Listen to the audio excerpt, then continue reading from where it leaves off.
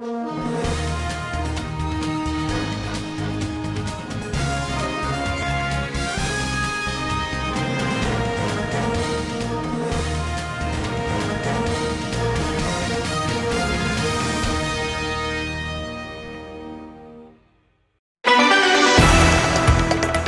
chef de l'État, Félix-Antoine Tshisekedi, a fait une visite surprise à l'hôpital Ngaliema le dimanche dernier. Le président a fait le tour des pavillons et a échangé avec les 9 enfants victimes de malformations cardiaques qui ont été opérés à cœur ouvert au centre de chirurgie pédiatrique.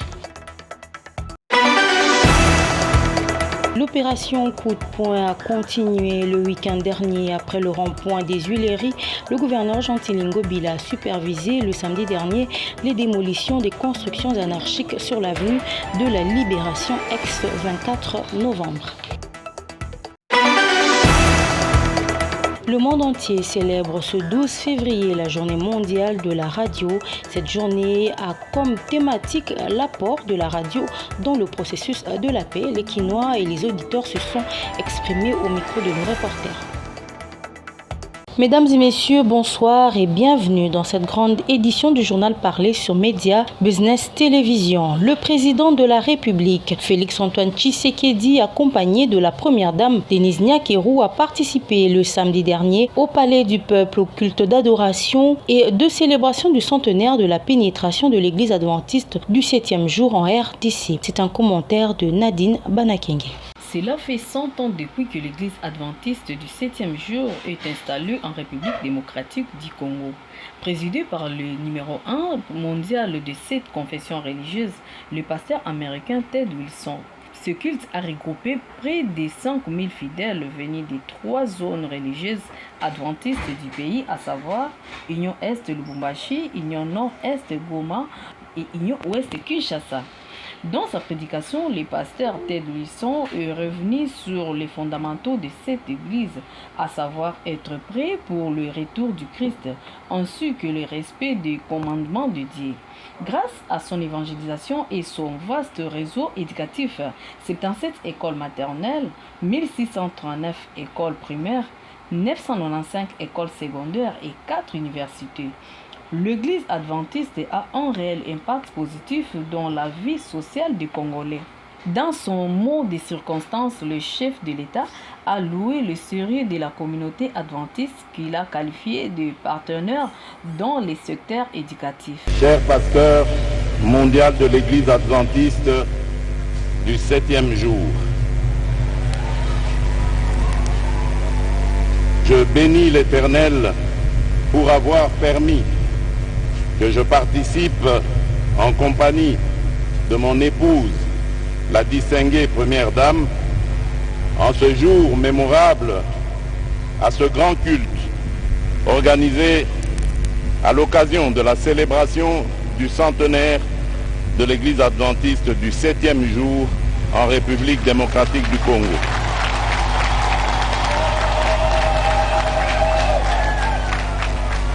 Ainsi que pour votre visite historique dans notre cher et beau pays au cœur du continent africain. À cet effet, je vous souhaite la bienvenue et un agréable séjour parmi nous. En raison de la pandémie de Covid-19, les activités commémoratives du centenaire adventiste de 2021 ont été repoussées en 2023. Et puis, en bref, le dimanche 12 février 2023, le chef de l'État, Félix-Antoine Tshisekedi, a fait une visite surprise à l'hôpital Ngaliema, accueilli par le ministre de la Santé, le docteur Jean-Jacques Mbongani, et le médecin directeur de la clinique. Le président a fait le tour des pavillons et a échangé avec les 9 enfants victimes de malformations cardiaques qui ont été opérés à cœur ouvert au centre de chirurgie pédiatrique. C'est une très belle réussite car sur les 18 enfants opérés en mars 2022 et 2023, un seul patient n'a pas survécu. Avec 95% de réussite, le centre des chirurgies pédiatriques Ngaliema est désormais une référence en cardiologie pédiatrique. Le monde entier a célébré ce 13 février la journée mondiale de la radio. Cette journée a comme thématique l'apport de la radio dans le processus de la paix. À Kinshasa, les auditeurs se sont exprimés au micro de nos reporters sur son importance quant à la diffusion des informations. Ce sont des propos recueillis par Héritier Sekome. Une grande importance dans la société parce que ça permet aux gens de s'informer. De s'informer, c'est-à-dire que quand vous avez une information qui est fiable, vous pouvez aussi, en recevant cette information, vous pouvez aussi informer les autres. C'est ça l'impact de l'information. Là, c'est trop demandé. Si nos radios diffusent l'information à ce qui concerne la guerre à l'Est, moi, je ne pense pas qu'ils ont l'information viable. Parce qu'on sait qu'un bon journaliste doit se retrouver au lieu de la guerre, là où il y a la guerre. C'est comme par exemple, nous sommes en train de voir en Ukraine, il y a des journalistes qui sont sur terrain. Donc, et quand ils parlent des histoires, ce sont de vraies informations. Tandis que nos journalistes ici, bon, désolé, ils peuvent apprendre peut-être par une autre chaîne, ou bien c'est divisé par RFI, ou bien je ne sais pas dans quelle chaîne. Oui, parce que édifier bien, toujours au Congo, toujours sentir vraiment que non, radio, ça va vraiment moussa na makasi. Parce que moi ni lelo, mingi vraiment même bakoko na biso kala quelque part par exemple na bamboka quelque part avant dinae, alors on a information par rapport à besoin de cadeaux na mboka, beaucoup na télévision, exactement. Plus mingi ba c'est vraiment radio. Donc radio vraiment doit porter biso un plus vraiment na mboka par rapport à l'information, c'est très important vraiment. Merci beaucoup. D'abord par rapport à cette journée internationale de la radio, moi je pense que la radio a une place importante dans la société, surtout dans la société congolaise, principalement dans la société quinoise, parce que on est tous sans ignorer que ce n'est pas tout le monde dans sa maison qui peut avoir un poste téléviseur ou ainsi de suite. Et alors avec la radio, on peut au moins suivre les informations en rapport avec la politique ou tous les secteurs de la vie. Et la radio jusque-là, ça occupe vraiment une bonne place dans la vie des Congolais.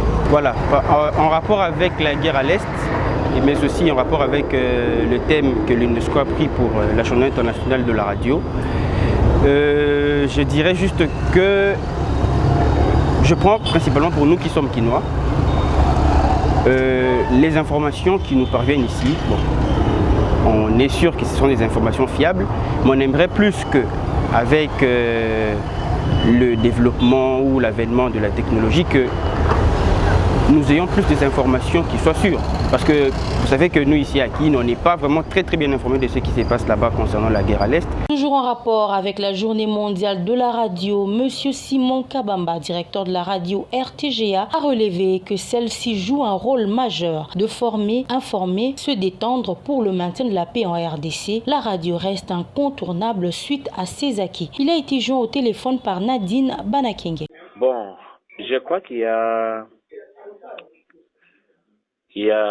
12 ans, l'UNESCO avait pris la bonne décision de célébrer chaque 13 février la journée internationale de la radio. Et aujourd'hui, ça tombe bien parce que les thèmes retenus sur le plan international coïncident avec la situation que vit la République démocratique du Congo. Dans le contexte de la guerre, je peux vous dire, madame, que beaucoup de radios travaillent à la consolidation de la paix. Souvent, on prend le mauvais exemple de la radio Mille Collines au Rwanda qui avait participé à ces conflits, à faire tuer beaucoup de gens. Mais on oublie aussi de parler des bons exemples d'autres milliers de radios qui ont continué à faire la promotion. J'ai plus d'une fois entendu cette réflexion, mais je pense que c'est une erreur de penser de cette façon-là, parce qu'aujourd'hui, prenons par exemple ce qu'on appelle la fraction numérique, les réseaux sociaux. Pour accéder aux réseaux sociaux, il faut avoir l'Internet. Mais combien de Congolais accèdent à l'Internet? ça donne une fausse illusion. Par exemple, ici à Kinshasa, où vous avez l'impression qu'il y a beaucoup de gens, beaucoup de Congolais qui accèdent à l'Internet. Il y en a trop peu.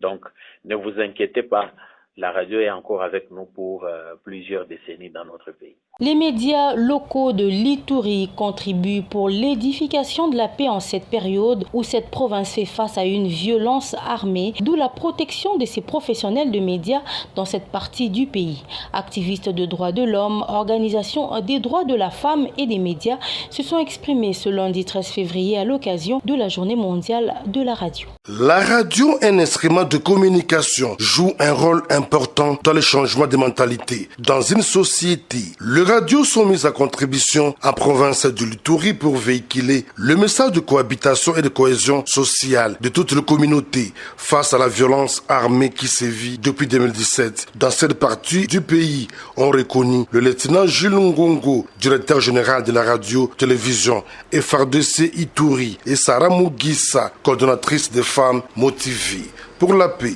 Toutes les radios, nous devons en fait se concentrer sur la sensibilisation à l'éducation à la paix. Et donc les radios aujourd'hui en Ituri, nous devons plus privilégier les valeurs républicaines, les valeurs basées sur la paix, sur la tolérance, sur l'écoute de l'autre, et également pour bannir les clichés socio-économiques, les stéréotypes qui caractérisent, qui sont à la base des violences en province de l'Ituri. Aujourd'hui, la radio et la paix, vous allez comprendre que lorsque nous disons la RTFI, la paix avec vous, par vous et pour vous, c'est-à-dire nous voulons ramener tout le monde dans l'unique objectif, c'est quoi? C'est faire la paix.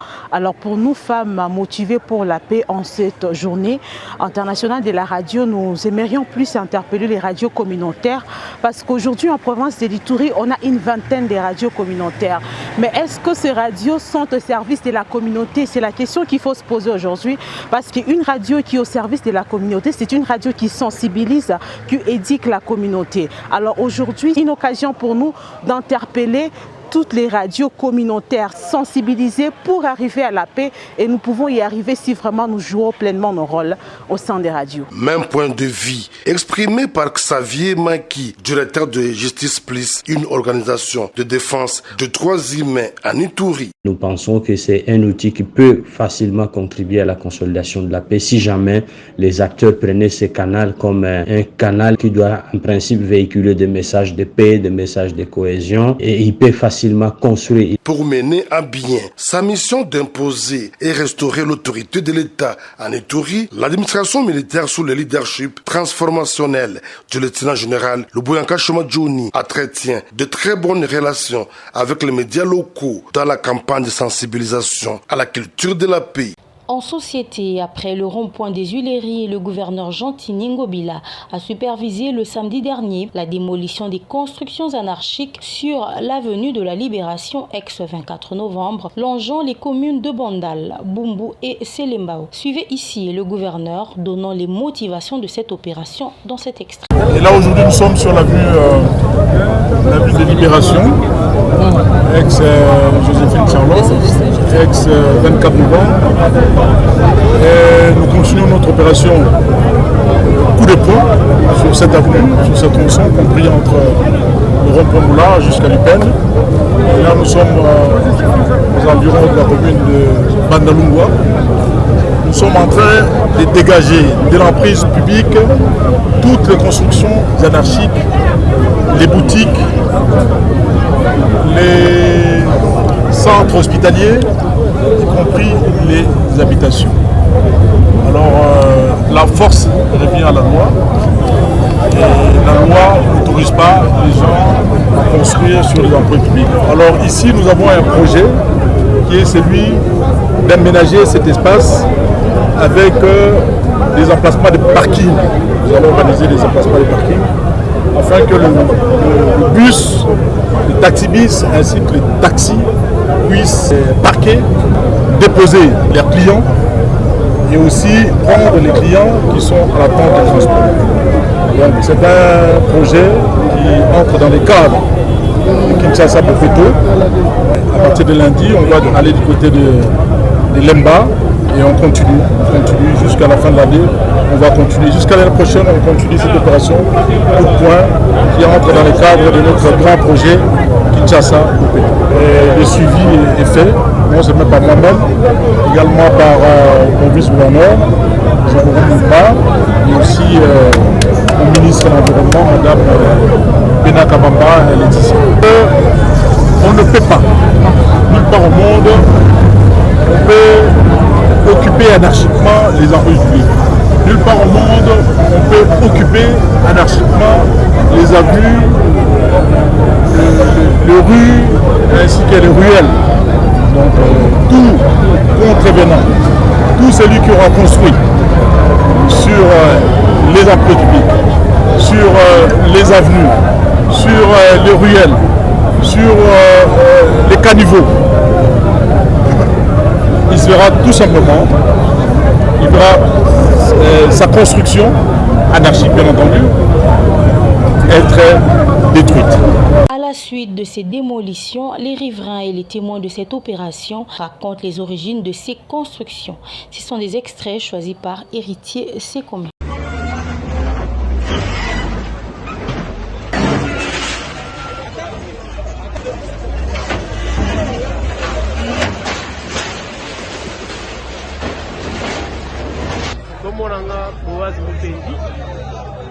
Pas loin la place bazo buka. Bon, idée gouverneur azana ngoza malam. Quel que soit bandeko bazana pasi parce que bamususu bazana bambonga ba garantie, bamususu bazana place à okendete parce que selon histoire bazongisa déjà bala et pas bato babanda ko kwanda kala. Alors batwana nde basali ki esprit ya motema mabe pona koteka lisusu et pas baninga o bazo buka lelo.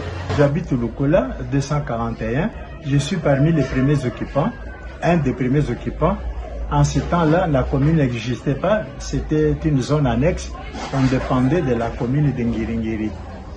Voilà ce qui avait entre-temps aussi compliqué certaines occupations illégales, parce que c'était une zone annexe, au même titre que Makala, et ainsi de suite.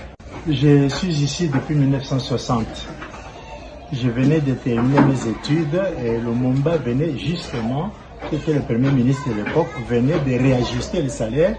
C'est ce salaire-là qui est passé de 3122 à 8600 qui nous a permis d'acheter cette parcelle. Mais l'occupation de ces lieux était conditionnée. Qu'on ne pouvait pas aller au-delà de l'avenue parce qu'il était formellement interdit d'habiter aux alentours de la prison centrale. Il fallait laisser une emprise de plus de 200 mètres. C'était ça la loi. Alors, à partir de Jacques Etienne, qui connaissait les lois urbanistiques, nous avons au moins pu obtenir nos limites. C'est l'actuelle clôture de l'école technique que vous voyez. Donc, l'emprise ici est de 8 mètres.